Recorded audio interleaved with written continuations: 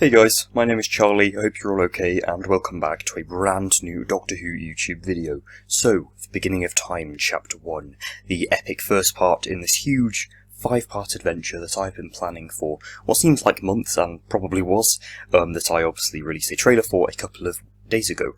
So, the beginning of time is the 5th and penultimate story in the Series 1 arc surrounding the Minister of War of my fan series. After this is going to it's going to evolve, I suppose, into separate Doctor box sets. We're going to have the 2nd, 12th and 13th Doctor adventures, seeing as how they're my 3 favourite Doctors, and I think they deserve their own box sets because I think they translate really well to audio stories, such as Big Finish. Sadly, I'm not Big Finish, I can't produce amazing ones, but, you know, I can produce the next best thing, which I suppose is Dimension 5 Productions. Anyway, please do comment below with your opinions on this chapter. I'd really love to hear some feedback, and this is the beginning of time, Chapter 1. I hope you enjoy. Prologue. Cyrus was bored. A generic black clock resided on the left wall, the eternal ticking having inhabited his ears for the last 8 hours. The walls surrounding him were nondescript and grey, which jutted with silver lines on occasion. A soft thrumming emanated from his padded chair, which hovered slightly above the ground. After taking a sip of coffee so strong his eyes watered, Cyrus stood up, 6 limbs clicking as he stretched them and walked towards the lobby. Black walls dominated the room, which caused Cyrus's perception of the place to shrink as he entered. A dazzling platinum statue stood proudly in the room centre, displaying three spirits proudly, fire, energy and blood, which fought 3 others, water, life and earth. A large golden plaque was displayed on the leftmost wall, bearing the words National Prison of Coritios. Another round of routine checks, Cyrus muttered, as he pressed his lowermost hand to a cold metal sensor. It immediately emitted a loud beep, and Cyrus was greeted with a wave of noise, which caused him to squint slightly. Cyrus walked throughout the prison. Murderers, thieves, assassins and psychopaths pounded burnt fists against bluish shields which contained them. Cyrus's eyes darted across the corridor, the tap of heels against floor creating a steady rhythm which he hummed along to as he turned a corner and reached their maximum security cells. Cyrus ground to a halt. The corridor became silent. The usual din of prisoners had stopped, dead silence infiltrating the room. "Is anybody there?" Cyrus asserted, removing his gun from his holster and clutching it in both hands as he continued. At the end of the corridor resided a new door. It was of the darkest black and seemed to be made of tendrils which coiled and writhed around each other. It hummed with purple energy, an eerie lull which dazed Cyrus into a trance. A pounding sound came from the door. The blackened walls began to crumble. Cyrus stepped back in horror. "I wouldn't worry about that," spoke a man, who seemed to have appeared from nowhere. He wore clothes of the government, a simple grey streaked with silver lines. "He's our new prisoner. He's acting a bit irrationally, so to speak. My name is Alessio. Nice to meet you." He reached out his hand and Cyrus shook it. It seemed cold. "Well, that's to be expected, really," replied Cyrus. He turned his head toward Alessio, who had slicked-back greasy hair, sharp features and small black eyes which, despite his slim nature, seemed to pierce Cyrus from within. Cyrus wrung his hands nervously and wiped the sweat onto his blue uniform. "Well, I'd better be off. It's not easy being in charge of holding the most dangerous criminals in Coritios." Cyrus turned on his heel and strolled away, blue skin seeming pale and sweaty. He passed the cells once more, unusual silence menacing and cold. Then the world went black and Cyrus dropped to the floor. His eyes rolled back into his head and black blood stained his uniform. Alessio strode up to the corpse which lay on the ground, blood of obsidian trickling in intricate patterns onto the ground. "You never learn, do you? You can't hear this because, you're dead, but you can call me the Elaborator. I'm a Time Lord scientist, and I have a very interesting plan for our new prisoner." The Elaborator walked back toward the door, and the black tendrils writhed around each other faster, with more energy. "Don't worry, Minister," he whispered. "Your enlightenment is coming."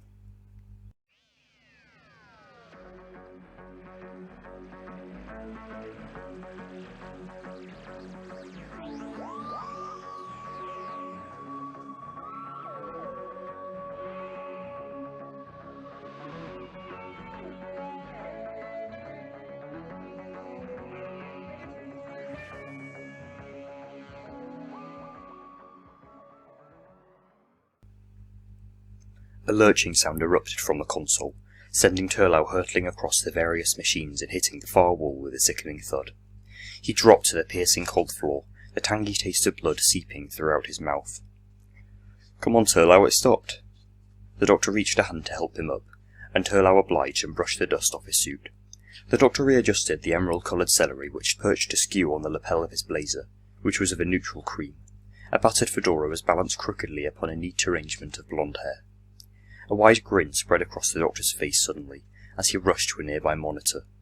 Cobalt light illuminated his face as he spun gears and levers of all sizes, odd beeping sounds emitting from the console. "And that should just do it," the doctor finalized, before straightening his hat and smiling. "Where are we, Doctor?" queried Turlough, as he strode toward the door, Doctor in tow. "Outside this door, Turlough, is the singular, most fantastic planet you have set foot on in your life. Magnos 12, beautiful place. Similar to what Earth would have become if they hadn't all... Well, let's not go into that. Spoilers, as an old friend once said." He tapped the side of his nose gently and winked. "Is it safe to breathe out there, Doctor? Shall we go?" "Absolutely, Turlough, by all means. Let's step outside that door." He skipped past Turlough, with an immeasurably larger spring in his step, before opening the TARDIS's door with a click and observing what lay before him. Lush fields of emerald and azure rolled for miles before the pair, vibrant plants scattered throughout them. The soft chirping of life rang in the distance, and the faint trickling of a stream sounded nearby. Mountains of the gentlest of yellows sprawled hundreds of miles away, which gave way to fiery suns which exploded with light before Turlough's eyes. Skies rolled above them, atmospheres overlapping in hues of orange and purple, dappled with stars billions of miles away. "It's beautiful," remarked Turlough.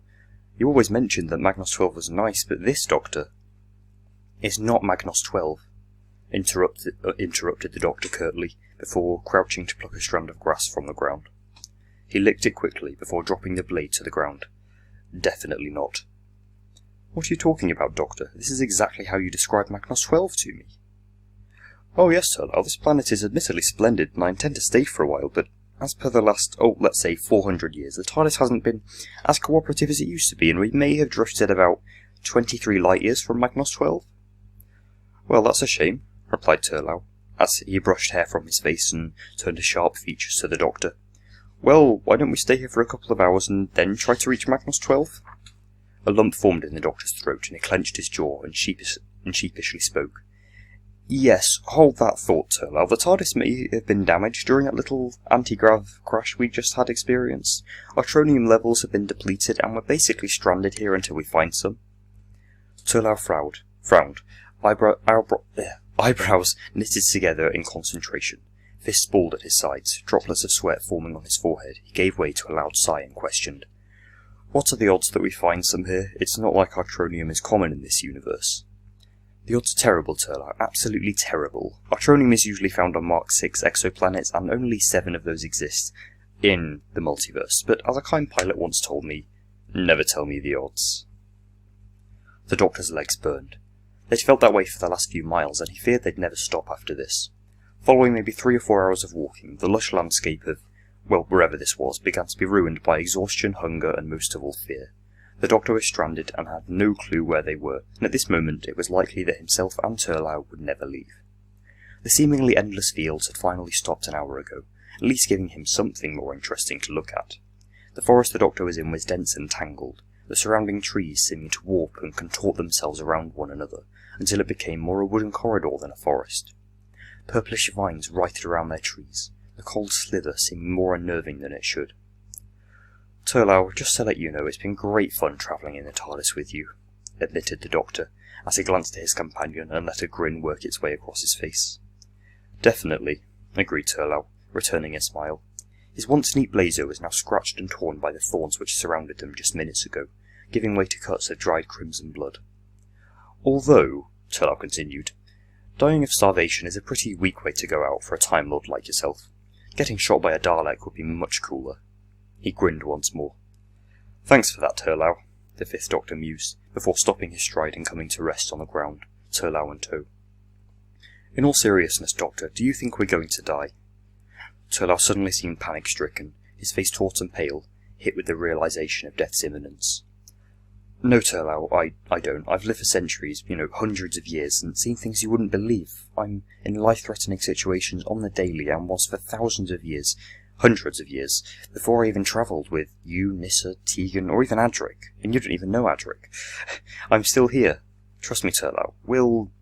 The doctor's breath ran short. His eyes became glazed, and his hands fell to his sides. Doctor, what? Turlough slumped to the ground also, the corners of his vision blackening. He strained every muscle in his body, but Turlough simply couldn't move, as if he were bolted to the ground. A searing pain shot through Turlough's leg. His vision was reduced to blackness, and a scream pierced through the air. Then the world went silent. Hues of cobalt and azure spun, even within the limply closed eyes of Turlough. Faint trickles of water could be heard, amplified indefinitely by the piercing echoes that ricocheted throughout, well, wherever Turlough was. Turlough flicked his eyes open, before shielding them from a light of dazzling blue. Following a few seconds, Turlough removed his sleeved arm and glanced across the space he was in. The wall, ceiling, and floor were of a nondescript black stone.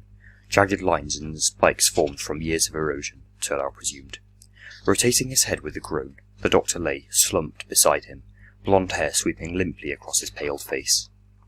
The thing that really stood out was the centre of the cavern, which comprised of a perfectly circular hole, filled to its brim with a luminescent bluish substance.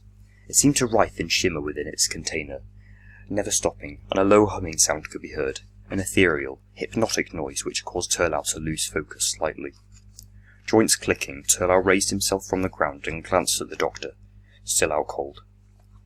"Okay then," Turlough muttered, brows knotted together in concentration, chin perched snugly in the crook between thumb and forefinger. "What happened? The doctor and I were walking down that weird forest thing, and the doctor fell unconscious, and—" "Turlough!" cried a voice behind him. Turlough craned his head to find the doctor standing proudly, eyes wide and ecstatic, a slightly terrifying smile sprawled across his face. "You're back!" Giddily, he sprung himself forward and landed face first on the cavern's floor, a loud smack following. Turlough took apprehensive steps towards the doctor, who jumped up, his nose crooked and bent the wrong way, blood trickling from it. "Are you okay, Doctor?" Turlough crouched slightly and began to take slow, cautious steps towards him, the droplets of sweat residing on his face only illuminated by the glow of the pool next to him. "I'm right as snow, Turlough. Rain, sleet, anything," shouted the doctor, the wide grin becoming yet more prominent on his face. "Would you happen to know where my TARDIS is? I believe the Rani has captured me. Or was it the Eight Legs? Or the Master?" His eyes opened wider. A look of terror and panic flashed across the doctor's face, as he waved his arms in quick succession. "Help! I'm falling from a tower!" The doctor fell once more, another smack following. Every muscle in his body began to spasm, causing the doctor to flail wildly around. He halted. The doctor craned his neck, a stone-cold expression glazing his face, and asked Turlough, "How many beans make 5? "Are you drunk, Doctor?" The doctor's eyes narrowed, and his ears turned a hue of crimson. "How dare you say that?" he bellowed. The doctor stood up and hastily sprinted for Turlough, each long stride reducing the gap between the pair by a couple of metres. Turlough dived out of the way, landing with a thump on the raw ground of the cavern, only to be soaked by a luminescent blue liquid, which sprayed across the cavern, sharp splashes ricocheting around it. "Doctor!" Turlough cried. Turlough rushed to the blue pool, which rippled and bubbled softly. No sign of the doctor in its depths. He hastily unbuttoned his blazer and threw it aside, and raised his arms tightly into a point. "Well, this isn't a suicide mission at all," Turlough mused, before springing his legs and plunging into the waters. And that is the beginning of time, Chapter 1, everyone. So, yes, not much has happened so far. We haven't seen the Elaborator, or, well, we kind of have, I suppose, in the prologue. But, yeah, we haven't seen the Minister of War yet, and nothing much has happened so far, but I promise you, in Chapters 2 through 5, it really picks up. I've written Chapter 2 already, I'm planning Chapter 3. It's going to be good, guys. It really is. So, again, thank you for watching so much, and please do comment below. I'd love to hear some feedback, whether it be positive feedback or constructive criticism. I don't mind as long as it's not just purely negative and, straight up rude. So, yes. And just a general rule as well while commenting on my channel. Please stop relentlessly bashing the Chibnall and Whittaker era. It's doing nothing, and I get lots of those comments. I do remove them because I'm getting quite sick of them, seeing them and receiving them. yeah, it's just not fun. It's not funny, guys, anymore. Please stop. So anyway, thank you for watching, everyone. I really do hope you've enjoyed, and join me next Saturday with the Beginning of Time Chapter 2. See you then, everyone, and goodbye.